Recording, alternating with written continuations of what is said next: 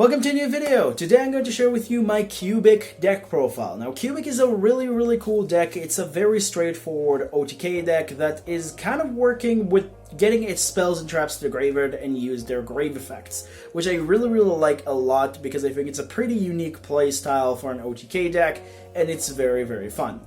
But one thing I will say before we jump right into the video, well technically two. The first one is that next week I'm not at home, so unfortunately the metalfoes deck profile will have to be delayed for like a week, maybe two. Unfortunately, because I'm not next week at home, so I'm not able to, get to it and test it. But I have other decks that are coming up hopefully next week that are tested already, and you can basically maybe enjoy those instead, at least for the time being. So yeah, sorry about that, but things happen sometimes. But before we jump right into the video itself, the last thing, if you want to help the channel and see more videos like this, please consider hitting the subscribe button. It's helped out a ton. Give a like if you enjoyed the video, and let me know in the comments down below how you will improve the deck. But that's pretty much it. Let's move on into the deck profile itself, shall we? Alright, so jumping right into the list itself, we're going to start things off with the 3-offs Cubic monsters, and we're going to start with 3 copies of Crimson Nova, the Cubic Lord, 3 Duja, and then 3 copies of Vijam. These are your 3 most important Cubic monsters in the deck. Vijam is mostly because of cards revolving around it, so that's why you want to discard a 3. Secondly, it is not a bad card going first if you have to just set and pass, or something like that, or your opponent forces you going first, because this is an annoying monster to out, unless of course you have destruction, so then you can just out it, but it cannot be destroyed by battle, and can also, if it battle an opponent monster, it put on it a cubic monster, a cubic counter that negates effects, and then it's put itself in the spell and trap zone, which then it can special summon itself back during your main phase, so that's kind of cool. So this card is pretty interesting, and is just a good, card that the deck revolve around. It's mostly just here because of that, but it's at least an additional really nice normal summon.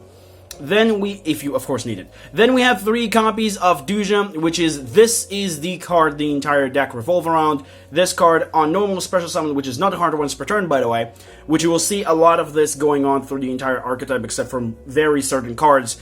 Basically, this card allowing you to send any cubic card from your deck to the graveyard, so it can be your spells and traps, which is the main thing that you want to send, because those cards are really amazing in the graveyard.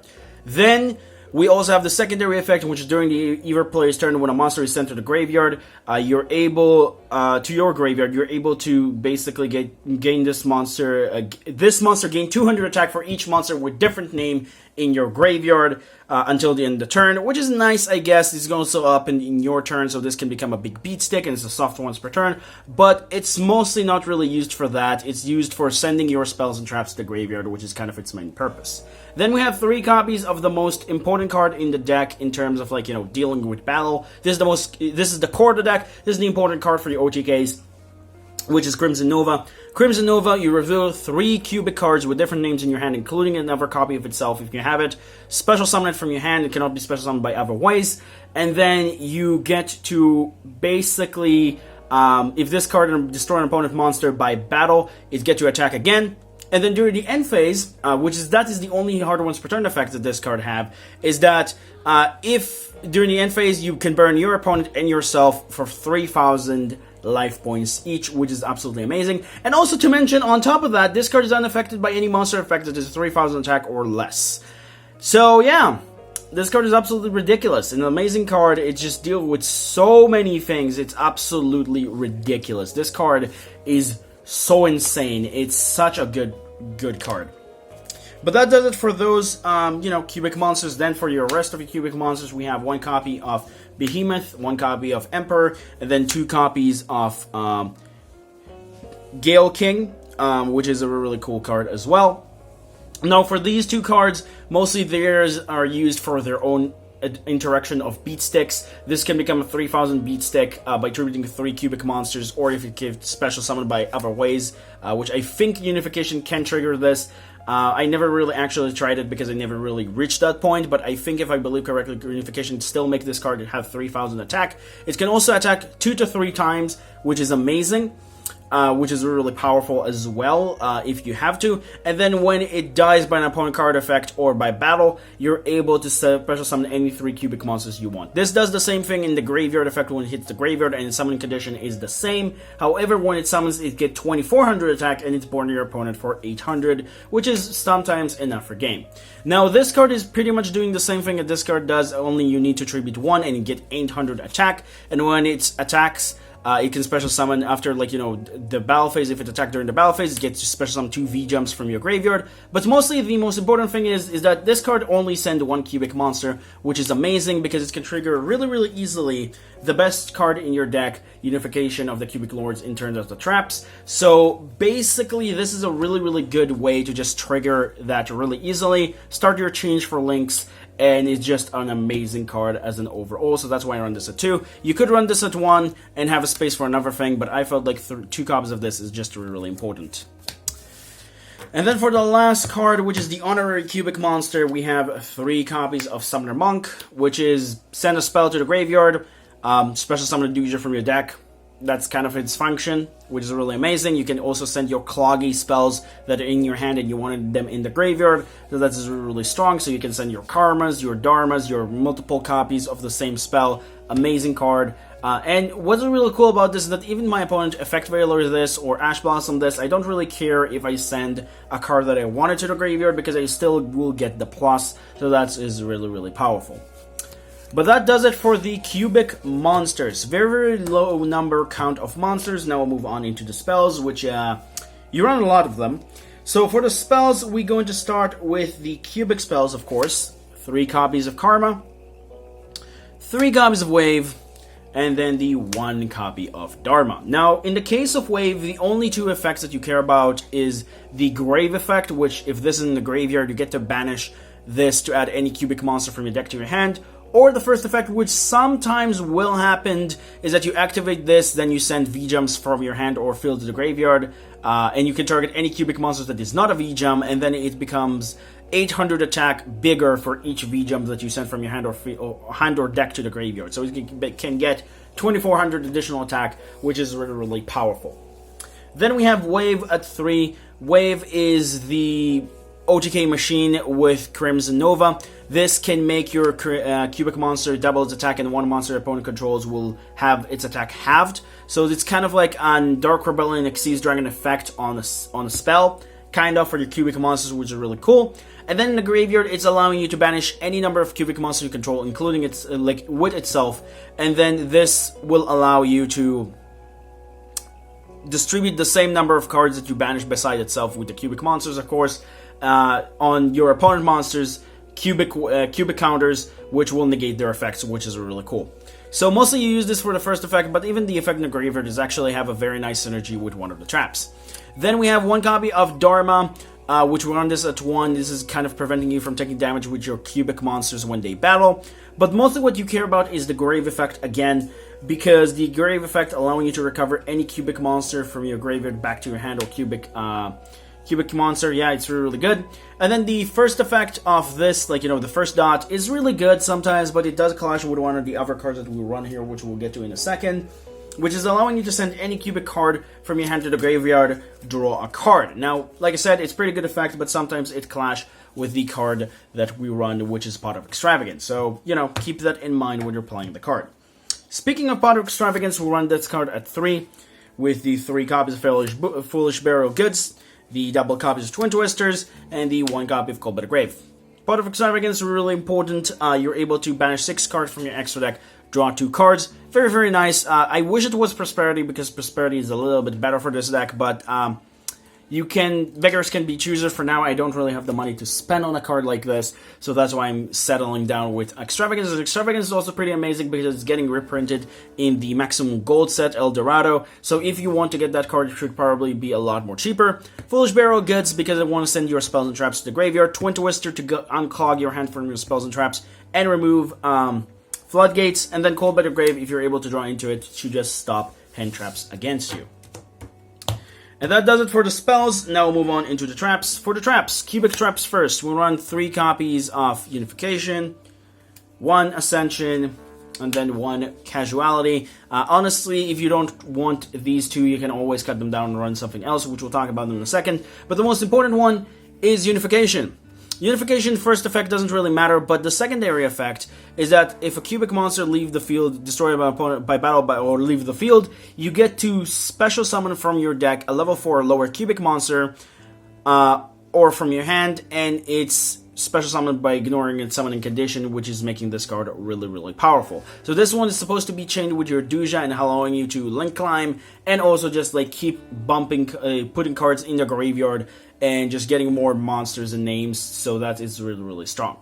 Then we have 1 copy of Unification. Unification is here mostly as an actual trap. Yes, I know there is the grave effect that a lot of people think that is really powerful, but there is a problem. You're not always going to have 2,000 less life points than your opponent. Actually, 99% of the time it's not going to happen.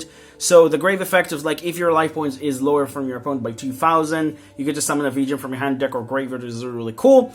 And then you also have, if you only have, like, only your opponent have a monster, this becomes summon 3 VGMs from your hand, deck, or graveyard. It's really nice, but it's really not going to happen that much. The effect that you really care about sometimes, I guess, is the effect that, the first effect, that is just kind of like a battle trap. You summon one opponent monster to kill an attack, you summon a VGM directly from your deck, which giving you the ability to negate that monster effect afterwards with, you know, how VGM works. And then we have Cubic Casuality, which I think is better than this. Like I said, 2,000 life points is not always going to happen. But this one is allowing you to distribute any number of cubic counters face-up monster on the face-up monster your opponent controls up to the number of monsters that you control, which is really, really nice. This is for its own effect. However, the grave effect is also really powerful because this pairs really well with Cubic Wave, because this makes it that each time after you banish this card from your graveyard, you get to target 1 cubic monster you control this turn. Each time destroy an opponent monster by battle that has a cubic counter, inflict damage to your opponent equal to the original attack of that destroyed monster. So with something like Crimson Nova, this becomes insane because it can also attack twice, and it will deal its full damage in the end because it will be 3,000 because it equals with attack. Which is really, really, really strong. So that's why I like this card at 1 as well. Like I said, Ascension is not bad. I just think Casuality apparently is a little bit better. And then for your only hand trap in the deck, my favorite hand trap of all time, Infinite Permanence. That's why I'm kind of just running this instead of an Ash. You can run Ash instead. I just feel Infinite Permanence is a little bit of a less of a card that people will expect, and it's also less susceptible for things like Cold by the Grave, so that's why I like this card a lot.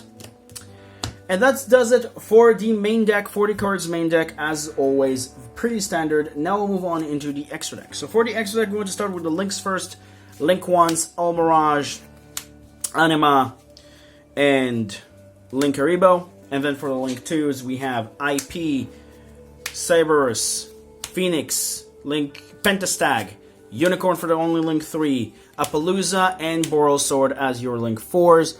These are your Link monsters. You want to have Link monsters as much as possible because you want to trigger your Dujas and your notifications, which is really cool. This one is for going first. These 3 are to breaking boards. This for attacking and dealing piercing damage if you need to. This is again for OTKs if you have to, and getting rid of monsters on the field for triggering your notification. This is to help you go into this during the opponent's turn if you need to. And these are for your V-jumps to get them off the board, which is also really important. But that does it for the links, and then for the XCs, we have 1 copy of the Gyarados the Timeless, 141 Baguska, 127 Digger, Dreadnoid, I believe, and then 1 copy of AA Zeus Sky Thunder, and then 1 copy of Super Quanto Mech King Great Magnus, which will be summoned with this. Now the point for this is that pretty simple.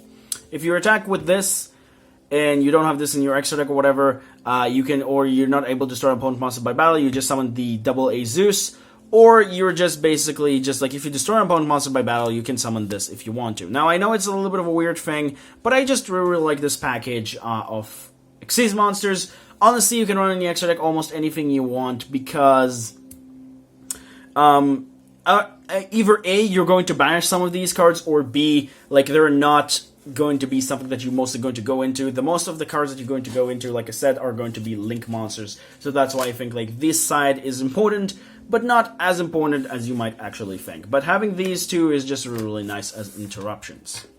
as well as also Baguska, I guess. But that does it for the extra deck and does it for the deck profile as a whole. Hope you enjoyed. It's pretty simple, pretty straightforward. I don't really have any much to say about this deck because this deck is really simple OTK deck and it's really fun. But yeah, that's pretty much does it for the video. Now, let's move on into the, well, next deck profiles. Alright, so for the next deck profile choice, well, we have two returning options from last week that I want to return, which are Vendrids and Magistus. The other two options have been replaced with Virtual Worlds and PK. These are the four options that we have for next week. Pretty straightforward. Nothing really much to say about that. So yeah, once again, I'm going to return about it. Vendrids, Magistus, PK, and Virtual Worlds. These are the four options that you get to choose for the after list after metalfoes. So a little bit of a while for this, but it will come in the future. Kind of like I will kind of balance everything out as normal as it's supposed to, but there were a little bit of setbacks in the last couple of weeks, so that's why things are happening like this. But yeah, that's pretty much does it for the video and does it for the deck profile as a whole. Hope you enjoyed. If you did, please consider hitting the subscribe button, give a like once again if you enjoyed, and I'll see you in the next video. Bye bye.